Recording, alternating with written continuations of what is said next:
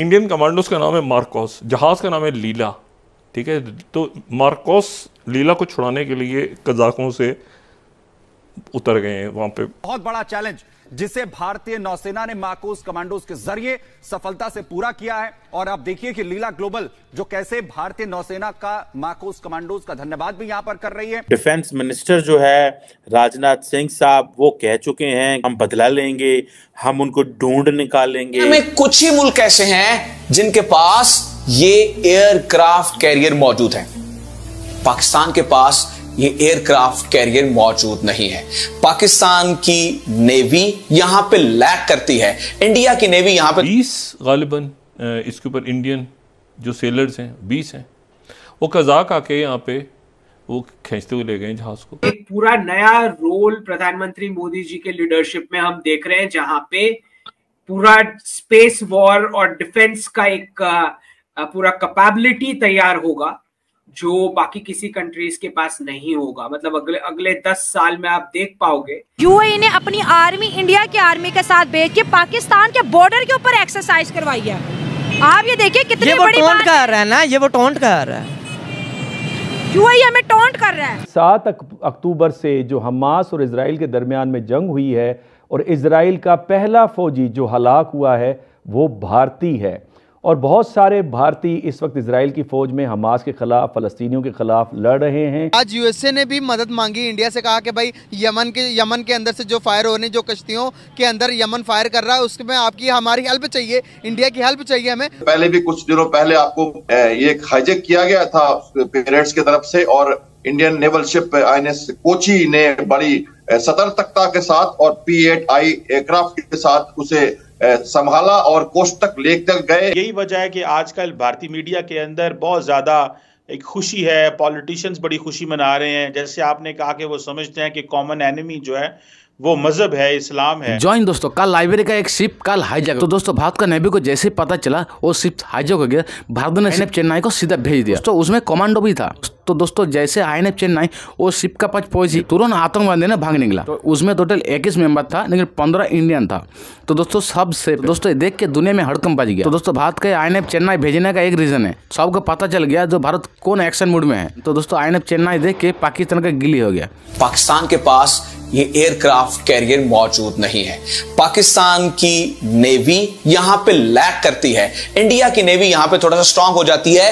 हर मुल्क के पास aircraft carrier नहीं होता है, और दुनिया में सिर्फ 9 मुल्क ऐसे हैं जिनके पास एयरक्राफ्ट कैरियर है, जिनमें USA है, जिसमें ब्राजील है, जिसमें स्पेन है, जिसमें इंडिया है, जिसमें रशिया है, चाइना है। तो तकरीबन 9 मुल्क ऐसे हैं जिनके पास ये एयरक्राफ्ट कैरियर मौजूद है। अब मसला यहां पे बड़ा अजीब है, आपको ये बात समझिएगा, बड़ी दिलचस्प बात बता रहा हूं आपको। मसला ये है कि पाकिस्तान के पास एयरक्राफ्ट कैरियर मौजूद नहीं है और इंडिया के पास एयरक्राफ्ट कैरियर मौजूद है। अब चूंकि पाकिस्तान को इंडिया का मुकाबला करना है और पाकिस्तान के पास एयरक्राफ्ट कैरियर इसलिए मौजूद नहीं है क्योंकि ये बड़ा महंगा बनता है। अगर पाकिस्तान को अपना एयरक्राफ्ट कैरियर बनाना है तो पाकिस्तान के पास टेक्नोलॉजी भी मौजूद है, हर चीज मौजूद है, लेकिन आपको तकरीबन $6.5 बिलियन इस एयरक्राफ्ट कैरियर को बनाने में लगेंगे। और उसके ऊपर जो जहाज आते हैं तकरीबन $2-2.5 बिलियन, आप इसके भी लगा लें तो $8-9 बिलियन आपको सिर्फ और सिर्फ एक एयरक्राफ्ट कैरियर बनाने में लग जाते हैं। और पाकिस्तान का पूरा जो टोटल बजट है एक साल का दिफा का वो है $11 बिलियन। तो पाकिस्तान इस एयरक्राफ्ट कैरियर को अफोर्ड नहीं कर सकता है। लेकिन समंदर में अब इंडिया जैसे एक अजीब दुश्मन का आपको खतरा मौजूद रहता है हर वक्त, जो कि पाकिस्तान को हमेशा कि ये एक फिर हुतीज जहाज ले गए उठा के, सॉरी हुतीज नहीं लेके गए, सोमाली कजाक ले गए उठा के। सोमाली कजाक जो हैं मौके से फायदा उठा के भरपूर सोमाली कजाक जो हैं वो एक जहाज़ ले गए उठा के, और वो जहाज़ कहीं सोमालिया के दाएं बाएं जो है ना MV लीला नॉरफोक, और इसके ऊपर जो है वो बयान हो रहा है कि इसके ऊपर कोई 20 गालिबन इसके ऊपर इंडियन जो सेलर्स हैं 20 हैं, वो कजाक आके यहाँ पे वो खींचते हुए ले गए जहाज़ को। और उसके पीछे जो है वो अब एक नेवल शिप भी जा रहा है इंडिया का, वो उतरा है INS चेन्नई। और अब ये देखना है कि वो मतलब चेन्नई जो है वो लीला का पीछा करते करते सोमालिया के सालों पे पहुंच गया है। अब देखना ये है कि अब वहाँ पे लीला को छुड़ाने में चेन्नई जो है वो कामयाब होता है। कि नहीं होता। तो ये जो है ये अजीब रौला पड़ा हुआ है कि अच्छा जो कमांडोज उतरेंगे, जो जिनको काम दिए गए उनका नाम है मार्कोस।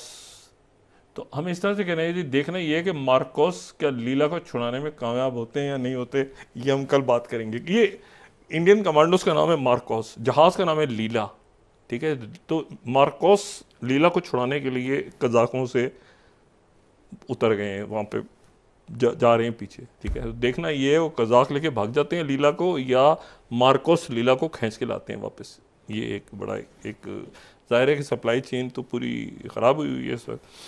तो ये अब तो ये इस बात की उम्मीद की जा, इसी तरह से ये जो वाक़यात पेश आए हैं इसके ऊपर मतलब इसको एक्सीडेंट ईरान ने करार देने से इनकार कर दिया।